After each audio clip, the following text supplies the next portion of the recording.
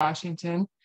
Today, we have for our export education series, we're going to be learning about using Forma invoices and international terms of sale.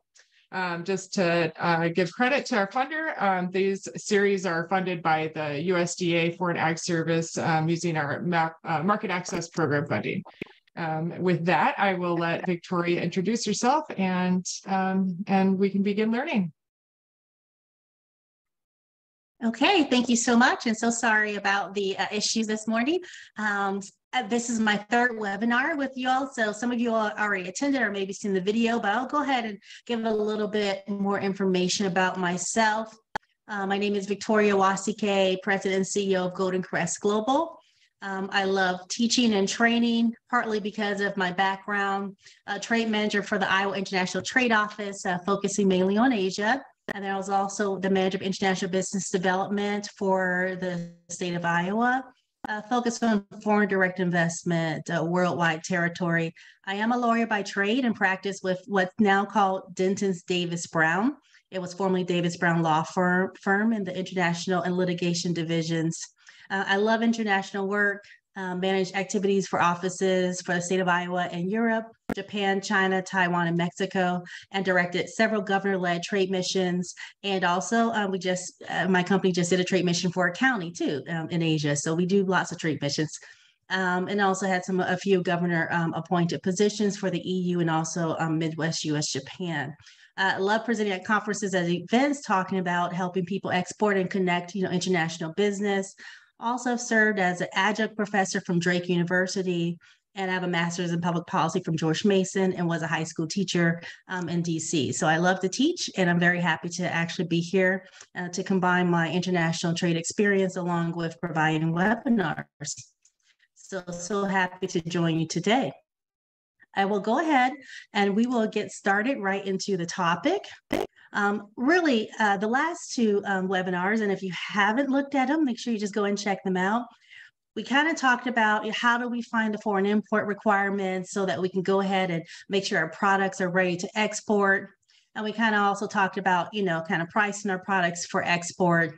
And now we're at the stage where maybe we received an inquiry from a company abroad or potential buyer, and we want to know what do we do in response. So we received that great email from South Africa that says, hey, I would love to buy your product. And so what do? Hopefully, we already talked about this previously. Please check out the previous webinars. You know how to kind of look up the import requirements to get your product in there. You've done maybe some of the market research. Maybe you've had to modify your product. But what we're talking about mainly is about the sale. Right? And so normally, what do when you get that email randomly that says, we would like to buy, or you're at a trade show and now they're ready to go ahead and buy and you're excited. So typically what you're going to use is the pro forma invoice. That's a standard invoice that you use in international trade. And it's a quotation prepared in the format of an invoice. And it's usually the preferred method of exporting or in the exporting business. And so normally they'll ask for a pro forma invoice. Even if someone does not ask for it, because it is kind of like the industry standard and it collects a little bit more information than your normal invoice, you still would want to go ahead and provide it. All right. So like I said, this will include more details than you're used to writing in quotations, right? So it's a little more detailed than normal. And a lot of times, just putting that additional information can save time later on, and also prevent errors. And a lot of times it deals with money, right? And who bears the risk and responsibilities. We're going to see that. And so if you don't have that spelled out in your pro forma invoice and you don't take the time to really negotiate with your buyer and everyone's on the same page, then of course you can have errors, later on. So the two things to consider, we talked about previously your pricing strategy, right? We went over that in great detail, how to price your product for export. So you want to make sure you've kind of covered all your bases, but also in considering for your pro forma invoice, you're going to have your price and you want to make sure you cover everything that we talked about, like you want to cover and your cost for in-market, promotion. If you have distributors or any other commissions you're going to pay, you want to make sure all that's covered. But also the thing you need to think about, along with pricing for your pro forma invoice, is going to be your level of risk for the shipment. And that's where Incoterms come in. And we're going to talk about that in great detail. And so those are the two things you want to go in and consider when writing your pro forma invoice. So let's talk about the pro forma invoice, and I'll show you an example of it at the very end, so you can kind of see what one looks like and a little bit more information that's included. So the pro forma invoice usually includes quite a few items, just like a regular invoice, a little bit more. Sellers and buyers' names and addresses, that's self-explanatory. If you have any, like a buyer's reference number and a date of inquiry, that's very important to include. Johan, I just want to make sure you can hear me. Johan? Yeah, we can hear you. Okay, just want to make sure I can start. Okay. You can't let me know. Okay. Also, have the request also in your screen. You actually are cutting out a little bit right now, Victoria.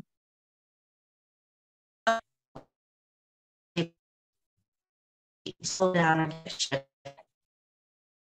It also that you're going to probably list that, and then a brief.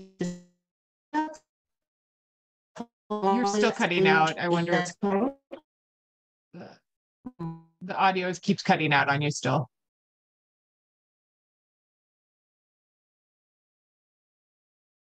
Uh-oh.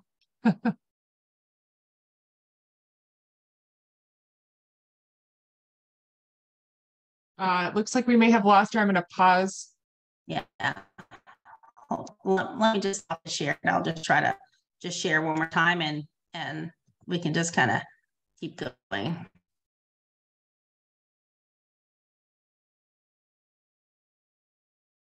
Okay, well, I'm going to go ahead, and when the screen loads, we will go ahead and share that screen. For some reason, it's taking a while to load, but also what's included in the pro forma invoice would be the price of each item, of course, and you always want to have that in US dollar, right? Because you want to reduce the foreign exchange risk. So that's very important. The next thing you want to also have is just, when you're talking about dimensions, because you're going to be shipping the product, make sure you have like the total cubic volume and dimensions. And that's just kind of standard, but especially for exports, because, a lot of times that weighs in on the cost.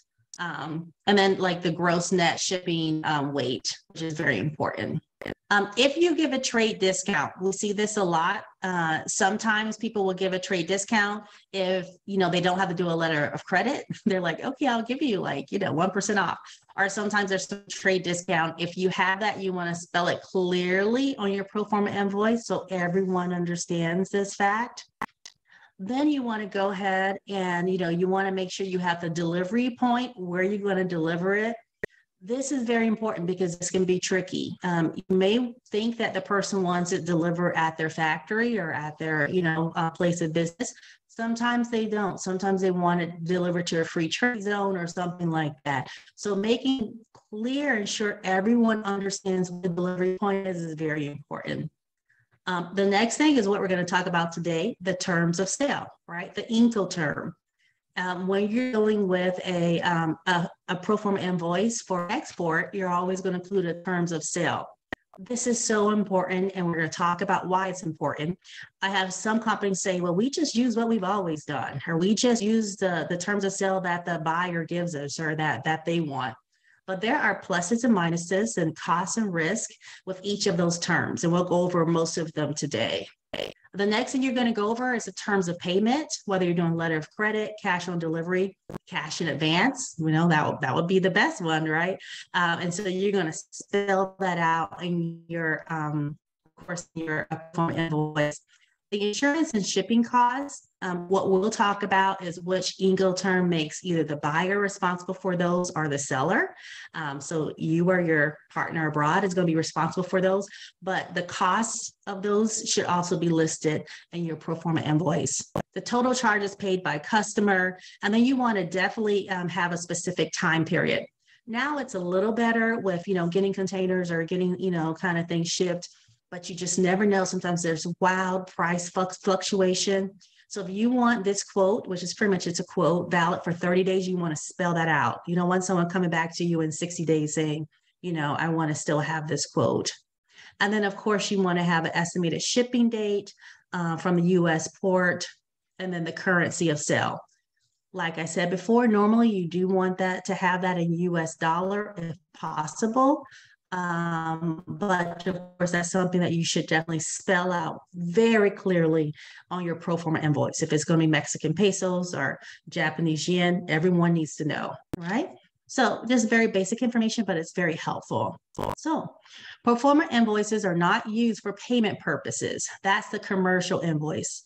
And I do have companies come up and they say, oh, well, I sent my pro forma invoice, but they said they can't use it, to ship, because the pro forma invoice is not used to ship, right? That's your commercial invoice that goes with the product. That's the final one.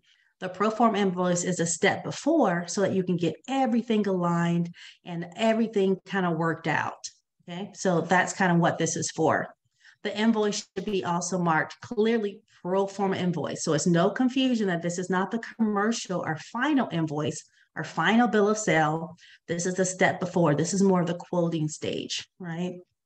So other things that we've seen on pro forma invoices that might be helpful, may not, but you can just consider them. You can write however you want to, unless there is, some kind of import requirement that requires it, but that's usually on the commercial invoice side and not the pro forma invoice. So you really can kind of put things that you would like.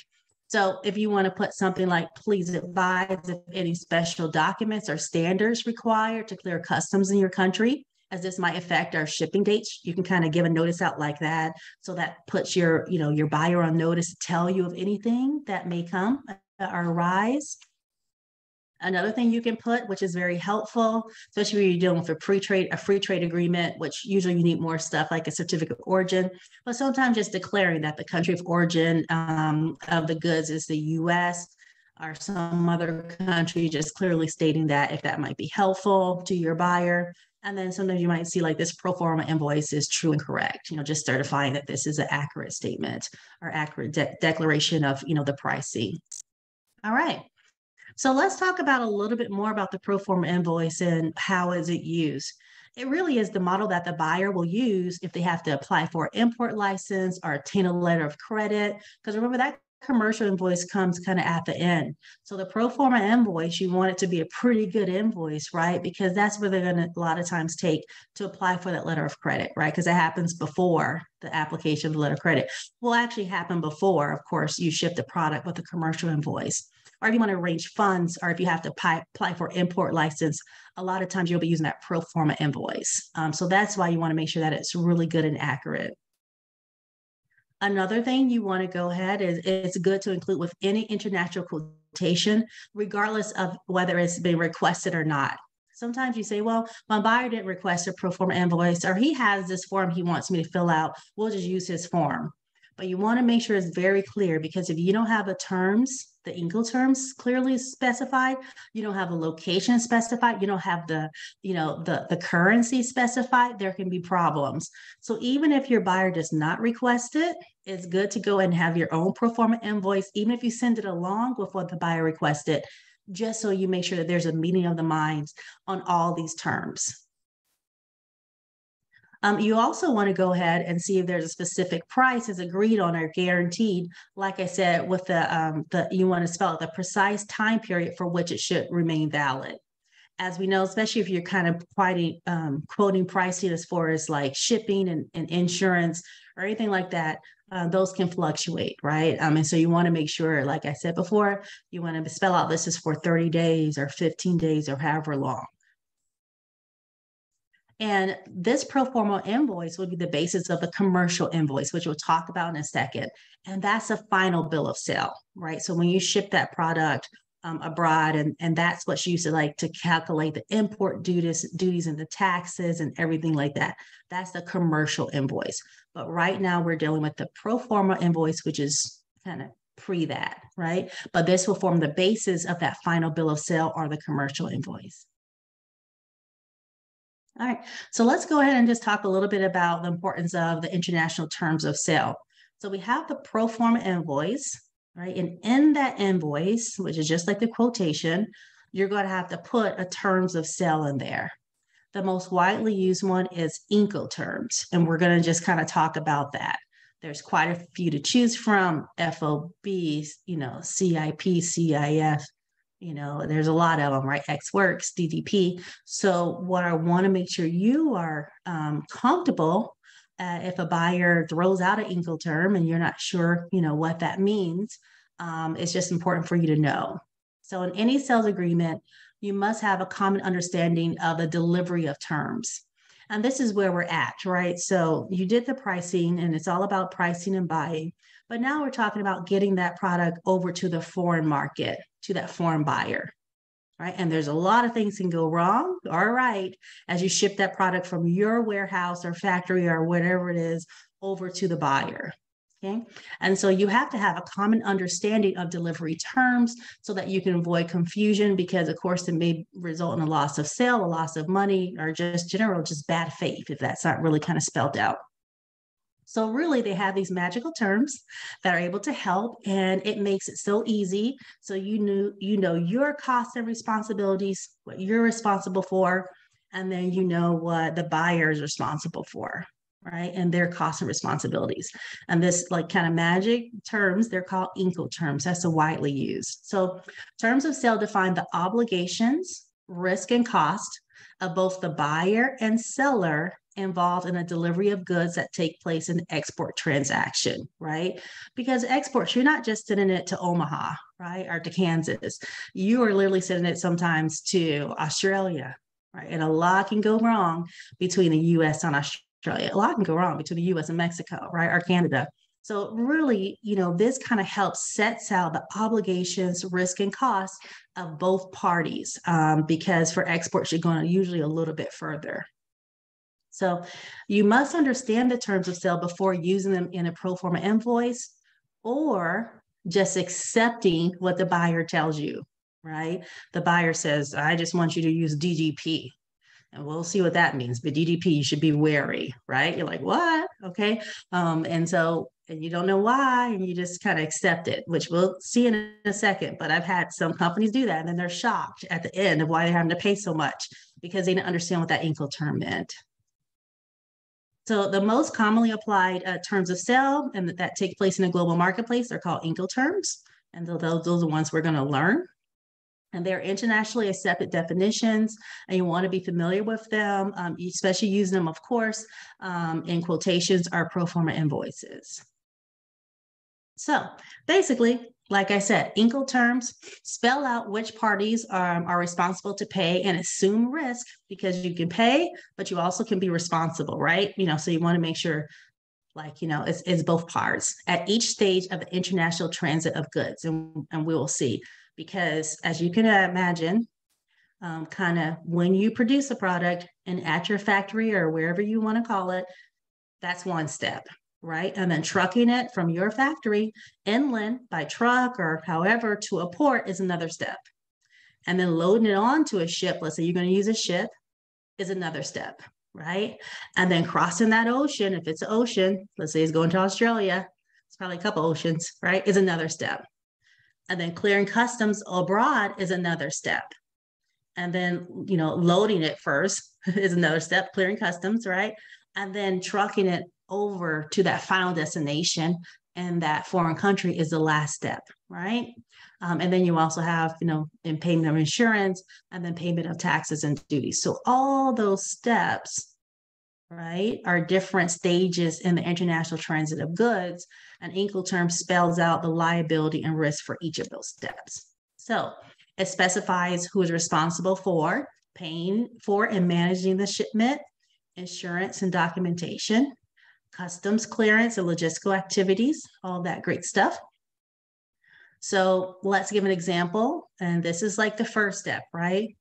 So let's say if the buyer is responsible for picking up at your facility, picking up your product and arranging for the insurance, customs clearance, transportation, duties and taxes, basically all you do is make the product available at your plant, right? So you just say to your buyer, come here on Tuesday afternoon, 6 p.m. The product will be available. I'm not responsible for anything else, nothing else at all.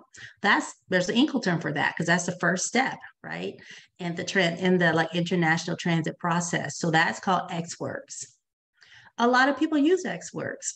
A lot of people sometimes say I use XWorks solely. That's all I use, which means I'm not responsible for anything else. I just tell the buyer to pick up the product at my facility 6 p.m. on Tuesday. That's it.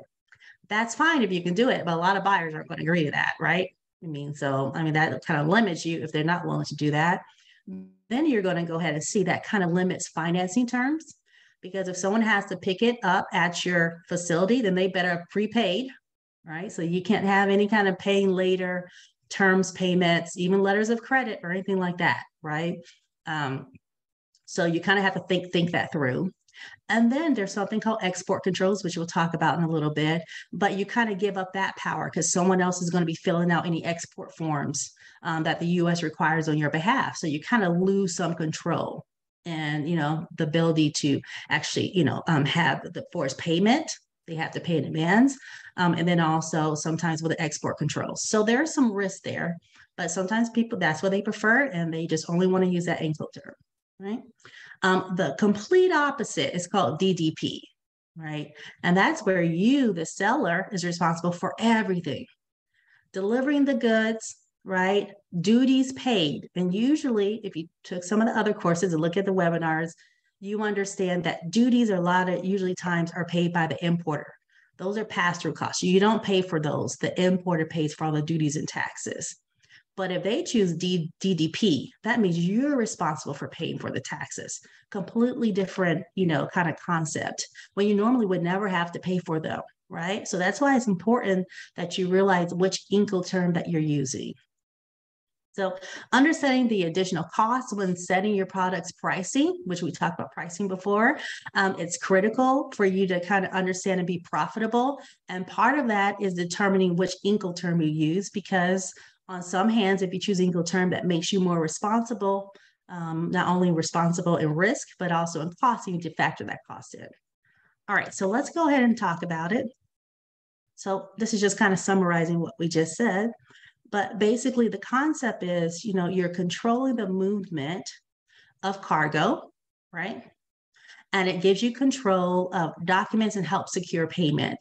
So that's why I want to stress Incoterms are important, because it's not just like, we're just going to just talk about terms and responsibilities. They also can affect other things like payment, right? Because if you already gave that product, then, you better, like I said, have already collected payment. You can't really do like letters of credit or some other things like that.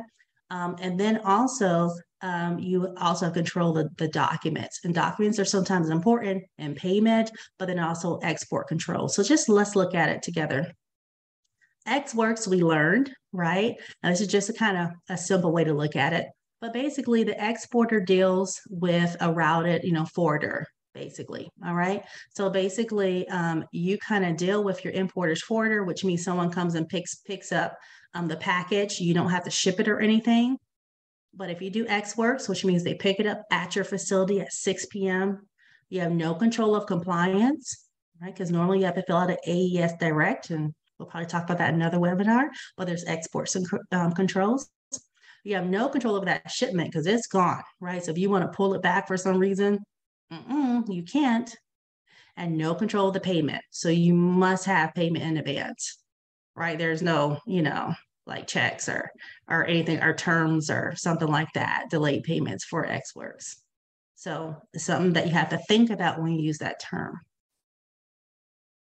Let's look at F terms. F terms is very basic. It pretty much means you're responsible to get it to the US border. Remember, we have a lot of steps, right? We have the facility and then trucking that product over to the US border so it gets on a ship, let's just say for lack of a better term. So F terms mean you're responsible for getting it from your facility over to the US border. So here you have control of compliance, because normally that means you are in charge of the export controls or filling out any export documentation. You have a limited control of shipping. I mean, you better get paid between the time, it treks from your facility over to the port, because once it leaves, basically it's kind of over in their territory. And some control of payment, right? There's a little bit more time, and you can have a little bit more options with payment. But that F terms means getting it to the border. When we look at C terms, and I'll show you a nice little handy chart, so you don't have to memorize this. C terms really means C, I call it cross the ocean or cross the water. That means basically you as an exporter pretty much are responsible for getting that product not only from your facility to the US port, but over the ocean or over in the air, over to the other border. Okay, so that's what C terms. So when you see CIF, CIP, anything like that, that means that it's your responsibility usually to get it all the way over. And the I means that you have to cover insurance too. We'll talk about that in a second. So the exporter has control of compliance, it has control of shipment, and a little bit control of the payment too, because they're all the way over, right? You control all of that. Finally, the D terms, and this is where you want to be kind of careful because, so D means you are delivering it to the buyer's doorstep. So that's like full service, right? If you do DDP, like I said, then that means you have to pay the duties too, which usually you do not have to. But now you have full control, right? Because you kind of go all the way to the doorstep. You have full control of the shipment. However, now you have overseas risk because anything's going on in that country while that product is trying to meander its way to the buyer's doorstep. If anything happens, then you now have overseas risk. Okay, so none of them are bad or good, right? They each have their own kind of nuances, but the important thing is that you learn the nuances, especially before you just kind of put them in a quote, right? Because they really do make a difference. A lot of times your freight forwarder can also help you kind of navigate some of these things too. All right, I'm going to break down the commonly used ones. I mean, we should know X works by heart now because I've talked about it so much. And then we're going to see a wonderful chart, and that's going to help us break it down a little bit more. So going over to X works, once again, that means meaning from name point of origin, which means, like where the products originated from. So that could be like X factory, which means like X works, your factory, X mill, X warehouse, or wherever those products kind of, like you said, come pick them up at 6 o'clock, that's X works. So the price quoted applies only at the point of origin. And then the seller agrees to make the goods available within a specific time period, and that's all agreed upon. All other obligations, risk, and cost beyond the name point of origin are the buyers. Okay, so that's X works. Remember, there's good things and kind of not so great things about that. Now, we talked about F, right? F means you're getting it to the US border, but there's two different types, and you will see some of these terms are sister terms because some of them you use when you use a boat or a vessel. Some of them you use with any other modes of transportation. So that'll likely, there's only kind of two more right now until we get really kind of, more savvy. But the other ones would just either be by air or by truck, right? So free alongside ship means exactly what it means, right? So that means you're responsible not only, kind of making it, available at your factory, but you're doing the next step, how you're going to the US border. So let's go ahead and say, Port of Long Beach or something like that. I don't know, just you make it available there. Port of Wilmington, doesn't matter. But the free alongside or ship means you make it available just right alongside the ship. You're not responsible for getting on the ship, right? And this is only for ships, for vessels. That's why I have the little boat there. So it refers to the seller's price quote for the goods, including the charge for delivery of the goods alongside a vessel at the named port of export. That's on the US side. We don't go to the other side unless we're using C, right? Because we cross the water. Here, we're still in F. So the seller, that's you handle the cost of wharfage, or if there's a cost to kind of store it, because it's going to probably be sitting alongside the ship, right? Until it gets on there. However, the buyer is pretty much accountable for loading it on, is your stop alongside the ship, and then the cost of the ocean transportation, insurance, and all of that great stuff, right? And this is the seller's responsibility also for you to clear the goods for export, of course, on the US side. Okay, so that makes sense. This is a sister component, right? So like I said, a lot of them will have like a sister, a twin sister. So the free alongside ship only deals with ships, but magically the FCA, which is free carrier, kind of deals with the same thing, but it deals with all modes of transportation, right? So that it means basically you're getting it to the airport, right? You're going to use like maybe FCA, or you're getting it, to, I don't know, to the intermodal facility for the actual trucking, for it to be trucked off or something like that. So it refers to a place within the country of origin. Remember, we're still in the US for the F's in the US. The term defines a seller's responsibility for handling over the goods to a named carrier at a named shipping port, like an airport or something like that. It is a seller's responsibility to clear the goods for export from the US, which is good because you have that compliance documentation and you want to be the one who actually probably signs off on that and not leave it to someone else. Okay, but this is for all other modes of transportation besides the ship. All right, and the last one is free on board. We'll talk about when the F's. I'll show you a chart so it makes a little bit more sense. But free on board is a little bit one step further than a free along ship, right? Makes sense. But refers to a named port of export in the country of origin, right? So in the US, but the seller quotes the buyer a price that covers all costs up into including the loading of goods aboard a vessel, right? So you're actually going to be on the ship, and that's used only for ocean too. So now let's look at the seas, right? Seas means we've crossed over somewhere. We are in some other foreign country, right? So our responsibility also includes, kind of getting it through the water and whatever, and then also, covering, the risk and the cost to overseas port. So that includes cost, insurance, and freight to a named overseas port.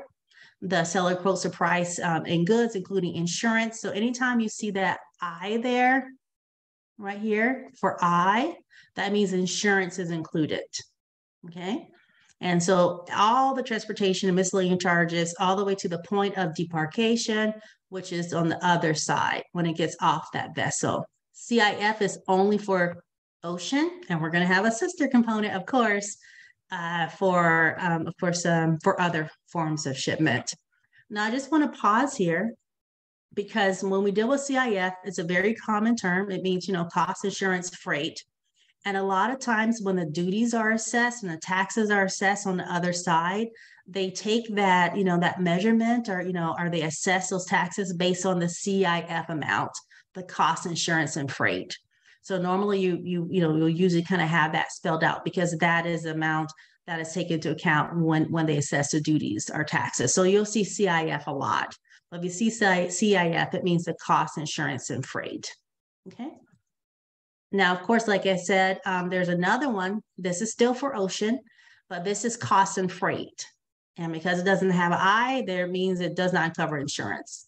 So that means that you handle the cost and freight to an overseas port because we're in the seas, we've crossed that river or ocean. The seller quotes a price for goods that includes the cost of transportation to the named port of debarkation. So let's say, Australia or something like that.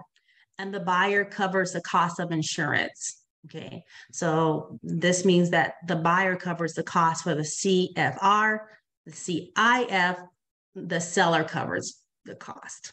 Okay. So once again, these are two for ocean. One includes insurance, one does not. You can tell because one has an I and one does not. Pretty self-explanatory. And then the sister ones to that, when you're dealing with any other modes of transportation, including like intermodal, then the CPT would be the one without the insurance, and CIP would be the one with insurance. Okay. And so remember that you will be covering the costs all the way over to going across that ocean, right, to another port or the port of debarkation, let's say in Australia or whatever.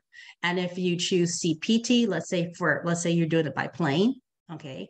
CPT means you don't cover insurance. That means that the buyer does. CIP means you do cover insurance because the I is there, means insurance. And so that's how you tell. Okay, so we'll go through an exercise. We'll look at a pro forma invoice together. You'll be able to see this and understand this a little bit more. And then finally, like I said, the opposite of Ex Works completely is DDP. Okay, any of the D's means you're kind of getting it to the buyer's doorstep, right? Just remember, like D doorstep. It means you're kind of, taking that risk in the country to figure out how to get it through the plains and all that kind of stuff and through the hills or whatever to the buyer's doorstep. So DDP is kind of really different because it says deliver duty paid. And once again, normally when you have a normal kind of sale, the buyer pays the duties and taxes, right? But in this case, when it's DDP, it means that the seller is responsible for each stage of the export transaction, including paying the duties, which you normally would not have to do.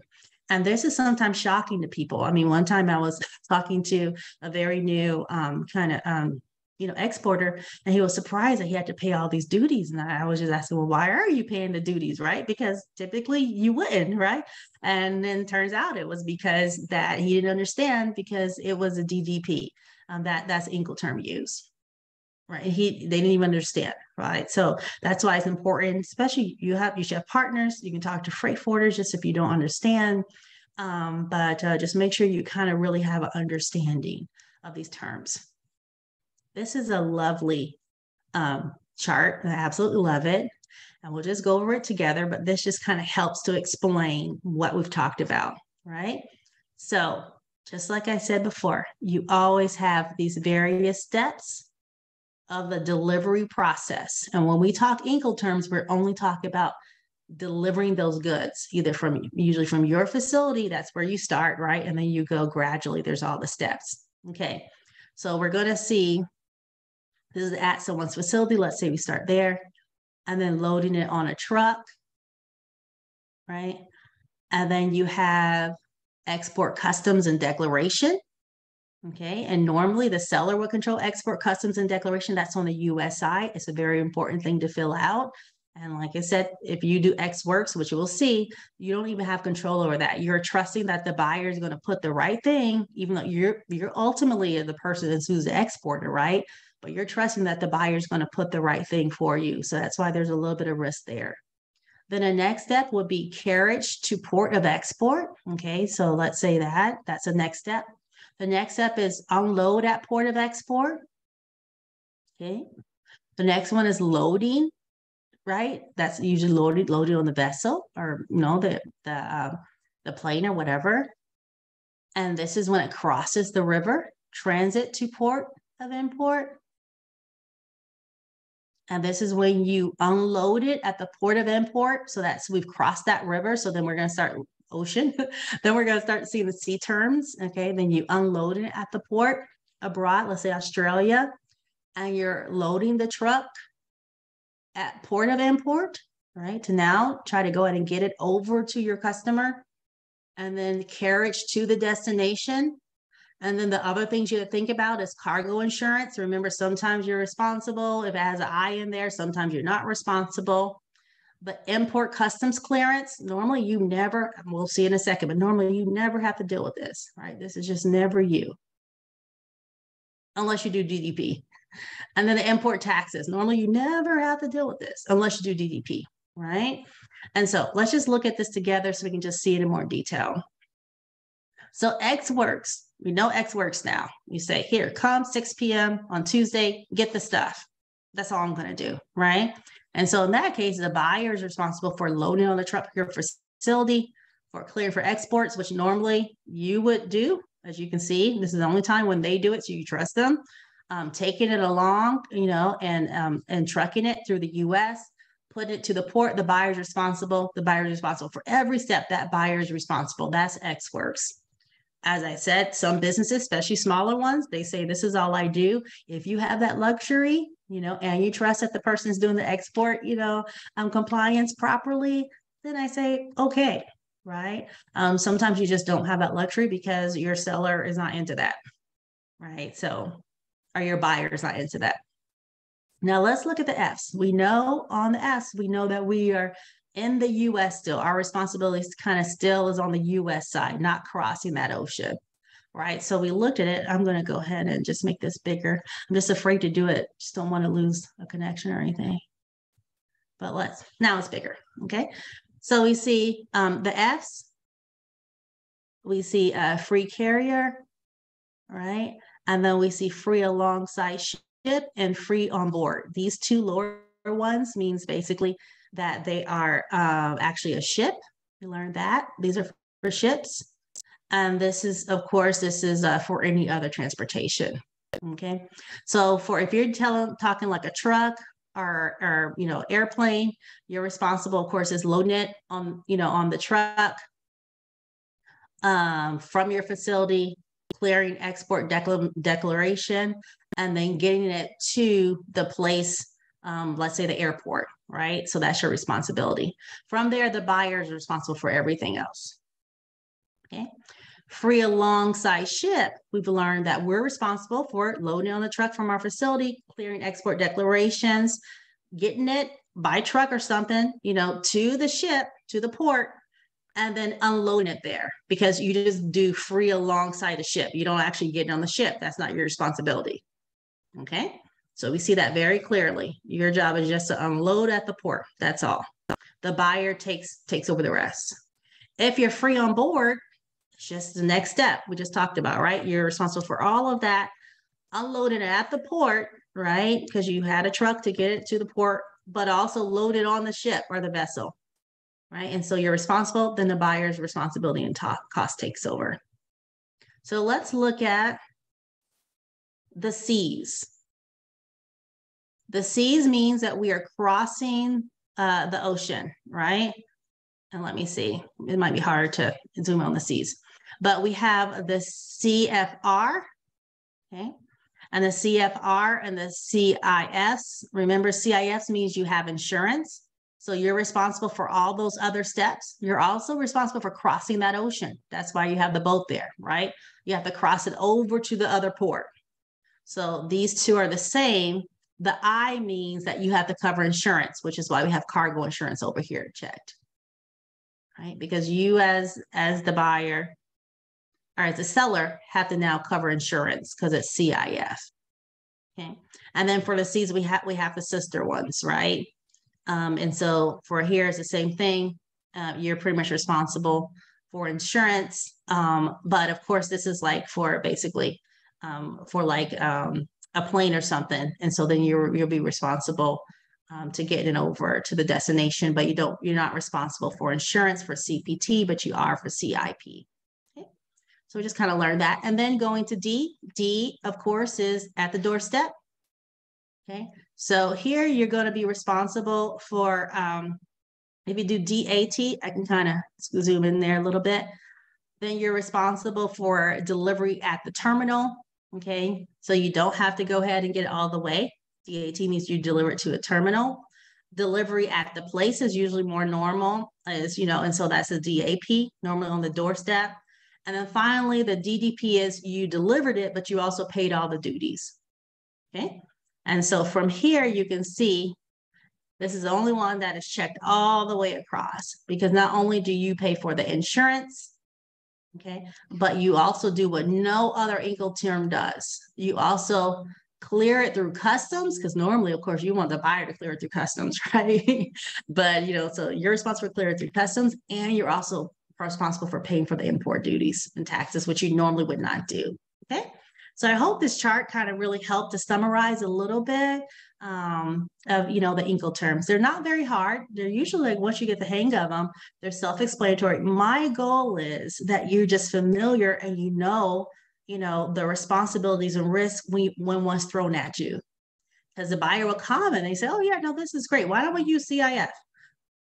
Or our standard CIF. If you don't really understand what that means, or we use DDP, then you're just going to go ahead and you might take a loss, or you may not really understand. So my goal is to make sure you really understand how these terms are used. Okay. When quoting a price, it's helpful to make the quote meaningful to the prospective buyer. A lot of times, they'll request a quote in CIF or CIP. And then, of course, it helps to show the foreign buyer the cost of getting the product to or near the destination. Sometimes it's helpful. They might request that. Once again, you can always, kind of negotiate. Of course, if you're getting the pricing of CIF or CIP, you have to have like the cost of international freights or, that kind of stuff, insurance. And once again, the freight forwarder is your friend. Hopefully you have an international freight forwarder you can ask, but usually they can kind of help get prices and quotes at no charge. And finally, if we do cover the methods of payments, because we have a course on letters of credit and all that great stuff, it's very important to know. But it's also very good to quote in US dollars to eliminate the risk of exchange rate fluctuations, and they can be severe, right? You may think, oh, it's just a little bit, but just in time frames, right? In 30 days, there can be a big fluctuation. Or if there's unrest in the country, there can be big fluctuations and you may not even account for them, right? So that's why you also want to, if possible, quote in US dollars. Sometimes your partner or buyer may not want that, right? And that might make you less competitive. I think we talked about that maybe last time, because they'll say to themselves, well, let's say they're in Europe and they're saying, well, I have so many people who are your competitors who's willing to pay, in the euro. I'm not going to deal with you because you're making me use US dollars. If you feel like that's a safe currency, you might lose a sale. That might be something that you might have to negotiate. But it's just good practice to go ahead and quote in US dollars. If, once again, there's two sides you're working with here, especially if your buyer is amenable to that. So let's look at the overarching concepts before we just slip over to finally the commercial invoice. The overarching concepts really is risk mitigation, right? Because at each step, you're maybe open to cost and open to risk, right? For its Incoterms. So you want to think about that. What are the additional costs due to Incoterm selection? And then what are your risks? Risk to payment, remember? And like I said, we have a whole class on this about kind of risk and different types of payments and that kind of stuff. But when you look at this, some terms you better get payment up front, right? Or, other things you might be able to kind of, you have more control so you can kind of move out those payments, or you might have different options available. And then another thing is, of course, export compliance. There is the export controls that everyone has to fill out that form when you export. We do teach that in another course, but essentially that's very important. And so usually, as you saw with Incoterms, every Incoterm besides XWorks, you do fill out that export compliance sheet or information using the AES Direct. So that's great. But in terms of like using XWorks, when you have no control, you want to make sure you really trust that buyer, because you're ultimately responsible for that export compliance documentation. And then things like letter of credit and that kind of stuff. The type of Incoterm sometimes affects, once again, that's a payment option and might affect those payment options. So it's not just like letters used, right? We're just going to use this term. They really do have different kind of effects on, cost and risk and responsibility. So you want to really think them through before you use them. Finally, we're going to be wrapping up pretty soon, but I want to just go over this actual pro forma invoice. Is the oldie but a goodie. It's pretty old. It's actually the one that's off like the trade.gov website. But I like it because it helps to break down like the various kind of Incoterms as we go through. So let's just look at it together. And you'll be surprised how much you learned, really. You'll be like, oh, I know what these mean. But let's just look at it. It says pro forma invoice / export order. So it makes it very clear. Up top is a pro forma invoice, has a shipper's information, which will be, of course, you in this case, and the customer. The customer is in Bogota, Colombia, right? It has a pro forma invoice number and the date, okay? And it has the terms of sale. We should know what that means. CIP. We know that our responsibility will be like cross the ocean, right? We know that we'll have to include insurance. And we know it's not by ship, because by ship is CIF. So we know all this already. And if it says like CIP and then location, usually it means that it's going to, because it's across the ocean, right? And so this is going to be the port that it's going to go to. It's probably going to be airport because of CIP, not CIF, right? And it's going to be in Buenaventura, Colombia. Now, Incoterms is, as I said, it's the oldie but goodie. Right now, we're using Incoterms 2020. So this is from, so this was like a later version of Incoterms. But like I said, this is to me, a very good invoice. Pro forma invoice, just a test. Now, we knew it was air already. We could tell that simply by looking at the terms of sale, because it's not CIF. We knew that already. And so they decided to put an estimated shipping date. And so here they say 60 days from receipt of the order and letter of credit. Here they're using probably the pro forma invoice to obtain the letter of credit. Of course, you don't obtain the letter of credit. It will be the actual buyer. So like I said, hopefully we'll do that class in a little bit. That's not you, but likely they'll go ahead and the buyer will use this to obtain the letter of credit. But this is good for 60 days. And it just breaks us down so perfectly, just for us to kind of just use the skills and knowledge we just learned. So this is a pro forma invoice. They give a little description. Here they do not include, the HS code or something like that. I would definitely, include that. This is an oldie but a goodie. This can be kind of updated a little bit. But I just wanted to kind of use this to show how much we've learned. So they have, this is the invoice and these are the parts. These are parts that are used here. And so they have like quantity of 3, and then they have the unit price and a total price and all that great stuff. So total, and they put X works, and we know what X works means. X works means this is the total at the facility, right? Before we start adding all the other stuff, right? And so X works, they're staying in Washington, D.C., they're staying at 60,000. And so that's right, because this is before they add anything else. Then they went ahead and added like export processing and packaging and inland freight. This is the cost to get it from their DC office to the Dulles International Airport. We knew it was the airport already because it says CIP and not CIF, right? And so they kind of tacked on those fees, okay? And so really that would be this cost, like the CIF from Washington, to Washington Dulles Airport. Sorry, FCA from Washington Dulles. Remember, that's not crossing the water. That's just like right there at the airport. Okay, so really that number would be 60,000 plus 3,000 because the FCA would be to get it to the airport, and that would include, all like the domestic freight, inland freight to Dulles. Okay, and then finally they have CIP. And because they include the air freight and insurance. So all those costs would be CIP to Buenaventura, Colombia. And so that would be the total cost there. And so I just love it because it kind of helps break down all of these little terms that we learned. X works at the facility. FCA would be, of course, kind of like at the U.S. port. Here will be an airport because we have CIP and not CIF. Okay. And then we have like the CIP costs. And so I just think it's really great. Okay. So it has like the little notes here. All prices quoted herein in US dollars. Prices quoted herein are for merchandise only, valid for only 60 days. And then any changes and stuff, insurance rates will be, I guess, a tribute to the buyer. And then they also have like a little, this was a long document. I just had to cut it off. So let's just look at some of the other stuff they included. And like it's the quotations, they can have a variety of things in them. This is not the commercial invoice. This is just a pro forma. So feel free to include other things too. But they also just specify once again that it's air. We knew that because it says CIP. That's included. Insurance is included. We know that because it's an I, right? CIP. And then they also kind of specify that they have a letter of credit and then the currency payments of US dollars.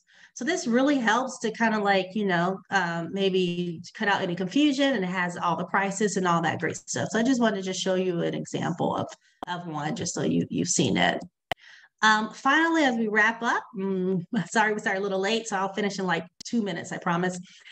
Commercial invoice. So this is a final bill of sale, right? So this is when everything's kind of finalized and whatever, you're shipping your product, and the commercial invoice usually goes with it. So once you agreed on the terms and all that, so now you're prepared to export your product, and it's time for the commercial invoice. This is the final bill of sale, the commercial invoice. It's a legal document between the seller and buyer describing the goods and price. key documents for customs clearance and determining customs duties, right? So this is a document they're going to use to go ahead and see how to calculate those duties. And it typically includes many of the same details from the pro forma invoice. And I have just this is also from the website, so it's not anything kind of really detailed, but you have a commercial invoice. You have, of course, the buyer, the shipper, the buyer, where it ships to. You definitely want to also always spell that out. Invoice number can reference your invoice number or your pro forma invoice. Terms of sale, you'll put that there. Terms of payment, mode of shipment. Of course, your mode of shipment should match your Incoterm, of course, right? Because they are kind of specific.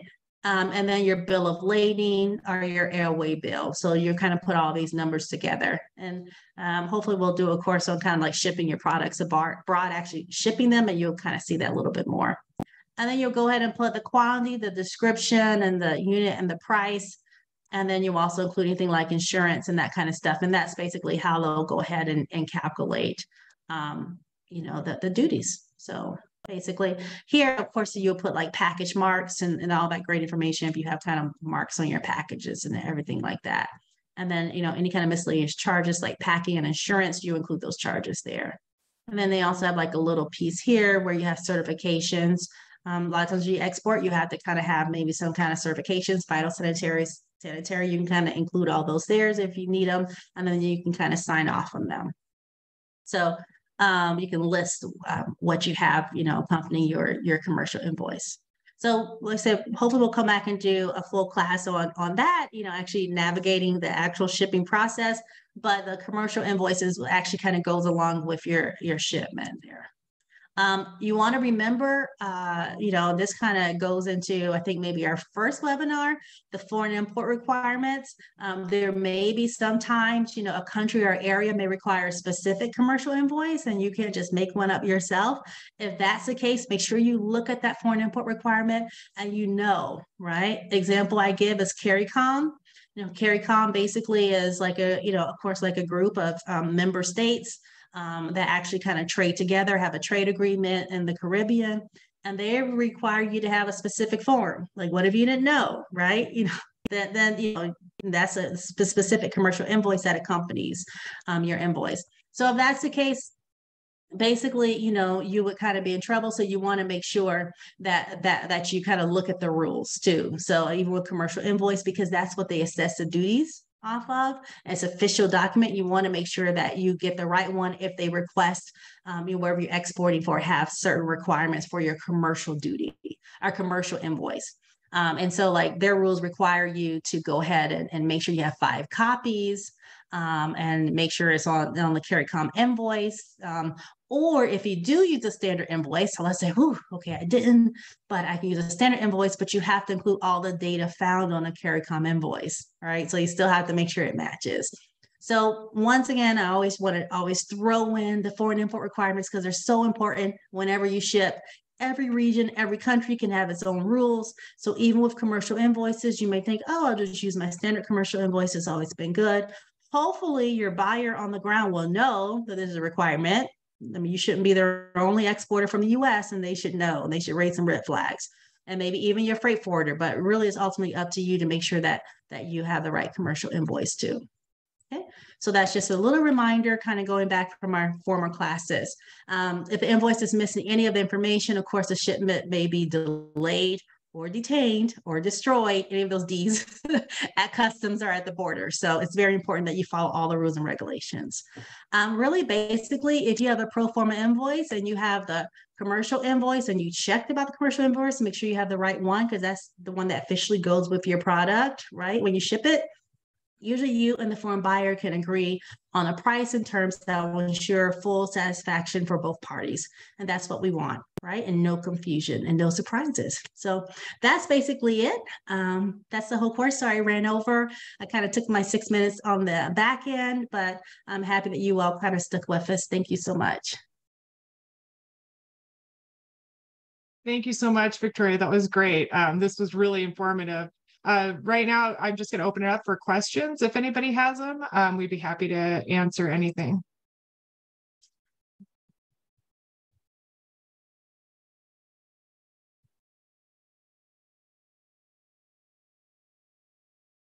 And it doesn't look like I see any questions coming in.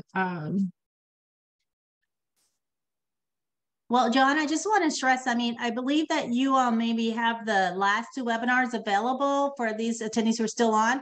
If I don't think they were on last time, so please feel free to, maybe ask Johanna for those links. And we have another one coming up, too. I think we have a last one coming up. But yes, I'm just so happy you all are getting this training, and feel free to reach out for either the previous webinar links or, sign up for the next ones. Great, thank you. Absolutely. And I'm recording this one as well, so we'll get that one up too. It was great to see you and wonderful to learn about all this today. Thank you so much. Thank you. Thank you. I'll see you again at the next webinar. Okay, bye. Bye-bye.